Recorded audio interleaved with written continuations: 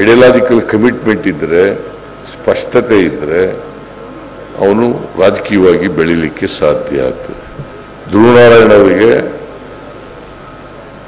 ಆ ಸ್ಪಷ್ಟತೆ ಇತ್ತು ಮತ್ತು ಐಡಿಯಾಲಜಿಕಲ್ ಕಮಿಟ್ಮೆಂಟ್ ಇತ್ತು. ಬಡವರು, ದಲಿತರು, ಹಿಂದುಳಿದವರು, ಅಲ್ಪಸಂಖ್ಯಾತರು ಇವ್ರ ಬಗ್ಗೆ ಚಿಂತನೆಯನ್ನು ಮಾಡ್ತಕ್ಕಂಥದ್ದು. ಯಾಕಂದರೆ ನಾವು ಸಮಾಜದಲ್ಲಿ ಅಸಮಾನತೆ ನೋಡ್ತೀವಿ. ಈ ಅಸಮಾನತೆ ಇರ್ತಕ್ಕಂಥ ಸಮಾಜದಲ್ಲಿ ನಾವೆಲ್ಲರೂ ಕೂಡ ಬಡವ್ರ ಬಗ್ಗೆ, ದಲಿತರ ಬಗ್ಗೆ, ಹಿಂದುಳಿದವ್ರ ಬಗ್ಗೆ, ಅಲ್ಪಸಂಖ್ಯಾತರ ಬಗ್ಗೆ ಯಾರು ಅಬಲರಿದ್ದಾರೆ, ದುರ್ಬಲರಿದ್ದಾರೆ ಅವ್ರಿಗೆ ಶಕ್ತಿ ತುಂಬತಕ್ಕಂಥ, ಆರ್ಥಿಕವಾಗಿ ಸಾಮಾಜಿಕವಾಗಿ ಶಕ್ತಿ ತುಂಬತಕ್ಕಂಥ ಕೆಲಸವನ್ನು ಮಾಡಬೇಕಾಗ್ತದೆ. ಮತ್ತೆ ನಮ್ಮ ಸಂವಿಧಾನ ಇದೆಯಲ್ಲ, ಆ ಸಂವಿಧಾನ ನಮಗೆ ಮಾರ್ಗದರ್ಶಕ ಆಗಬೇಕು. ಸಂವಿಧಾನ ಏನು ಹೇಳ್ತದೆ ಅದರಂತೆ ನಡ್ಕೊಳ್ತಕ್ಕಂಥ ಪ್ರಯತ್ನವನ್ನು ಮಾಡಬೇಕು.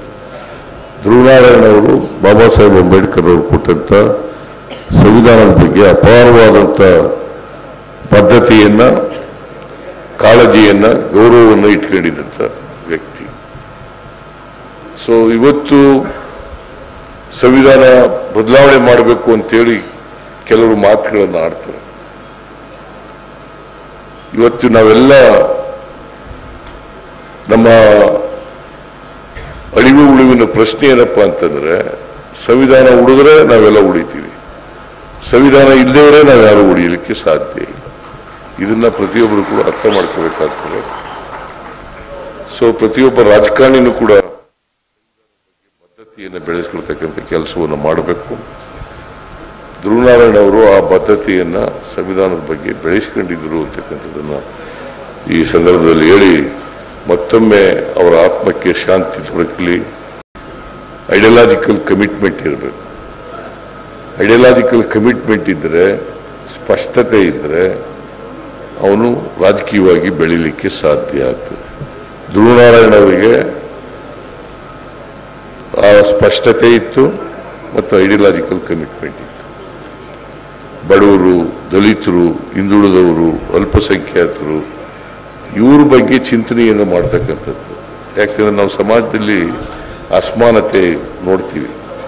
ಈ ಅಸಮಾನತೆ ಇರ್ತಕ್ಕಂಥ ಸಮಾಜದಲ್ಲಿ ನಾವೆಲ್ಲರೂ ಕೂಡ ಬಡವ್ರ ಬಗ್ಗೆ, ದಲಿತರ ಬಗ್ಗೆ, ಹಿಂದುಳಿದವ್ರ ಬಗ್ಗೆ, ಅಲ್ಪಸಂಖ್ಯಾತರ ಬಗ್ಗೆ ಯಾರು ಅಬಲರಿದ್ದಾರೆ, ದುರ್ಬಲರಿದ್ದಾರೆ ಅವ್ರಿಗೆ ಶಕ್ತಿ ತುಂಬತಕ್ಕಂಥ, ಆರ್ಥಿಕವಾಗಿ ಸಾಮಾಜಿಕವಾಗಿ ಶಕ್ತಿ ತುಂಬತಕ್ಕಂಥ ಕೆಲಸವನ್ನು ಮಾಡಬೇಕಾಗ್ತದೆ. ಮತ್ತೆ ನಮ್ಮ ಸಂವಿಧಾನ ಇದೆಯಲ್ಲ, ಆ ಸಂವಿಧಾನ ನಮಗೆ ಮಾರ್ಗದರ್ಶಕ ಆಗಬೇಕು. ಸಂವಿಧಾನ ಏನು ಹೇಳ್ತದೆ ಅದರಂತೆ ನಡ್ಕೊಳ್ತಕ್ಕಂಥ ಪ್ರಯತ್ನವನ್ನು ಮಾಡಬೇಕು. ಧ್ರುವನಾರಾಯಣ ಅವರು ಬಾಬಾ ಸಾಹೇಬ್ ಅಂಬೇಡ್ಕರ್ ಅವರು ಕೊಟ್ಟಂತ ಸಂವಿಧಾನದ ಬಗ್ಗೆ ಅಪಾರವಾದಂಥ ಬದ್ಧತೆಯನ್ನ, ಕಾಳಜಿಯನ್ನ, ಗೌರವವನ್ನು ಇಟ್ಕೊಂಡಿದ್ದಂಥ ವ್ಯಕ್ತಿ. ಸೊ ಇವತ್ತು ಸಂವಿಧಾನ ಬದಲಾವಣೆ ಮಾಡಬೇಕು ಅಂತೇಳಿ ಕೆಲವರು ಮಾತುಗಳನ್ನು ಆಡ್ತಾರೆ. ಇವತ್ತು ನಾವೆಲ್ಲ ನಮ್ಮ ಅಳಿವು ಉಳಿವಿನ ಪ್ರಶ್ನೆ ಏನಪ್ಪ ಅಂತಂದ್ರೆ, ಸಂವಿಧಾನ ಉಳಿದ್ರೆ ನಾವೆಲ್ಲ ಉಳಿತೀವಿ, ಸಂವಿಧಾನ ಇಲ್ಲದೇ ನಾವು ಯಾರು ಉಳಿಯಲಿಕ್ಕೆ ಸಾಧ್ಯ ಇಲ್ಲ. ಇದನ್ನ ಪ್ರತಿಯೊಬ್ಬರು ಕೂಡ ಅರ್ಥ ಮಾಡ್ಕೋಬೇಕಾಗ್ತದೆ. ಸೊ ಪ್ರತಿಯೊಬ್ಬ ರಾಜಕಾರಣಿನೂ ಕೂಡ ಬದ್ಧತೆಯನ್ನು ಬೆಳೆಸ್ಕೊಳ್ತಕ್ಕಂಥ ಕೆಲಸವನ್ನು ಮಾಡಬೇಕು. ಧ್ರುವನಾರಾಯಣ ಅವರು ಆ ಬದ್ಧತೆಯನ್ನ ಸಂವಿಧಾನದ ಬಗ್ಗೆ ಬೆಳೆಸ್ಕೊಂಡಿದ್ರು ಅಂತಕ್ಕಂಥದ್ದನ್ನ ಈ ಸಂದರ್ಭದಲ್ಲಿ ಹೇಳಿ ಮತ್ತೊಮ್ಮೆ ಅವರ ಆತ್ಮಕ್ಕೆ ಶಾಂತಿ ದೊರಕಲಿ. ಕನ್ನಡಿಗರ ಮೆಚ್ಚಿನ ನಿಮ್ಮ ನ್ಯೂಸ್ 18 ಕನ್ನಡ ಈಗ ವಾಟ್ಸ್ಆಪ್ನಲ್ಲಿಯೂ ಲಭ್ಯ.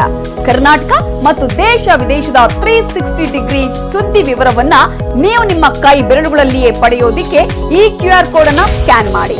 ನಮ್ಮ ಚಾನೆಲ್ ಅನ್ನು ಫಾಲೋ ಮಾಡಿ, ನೋಟಿಫಿಕೇಶನ್ ಆನ್ ಮಾಡಿ.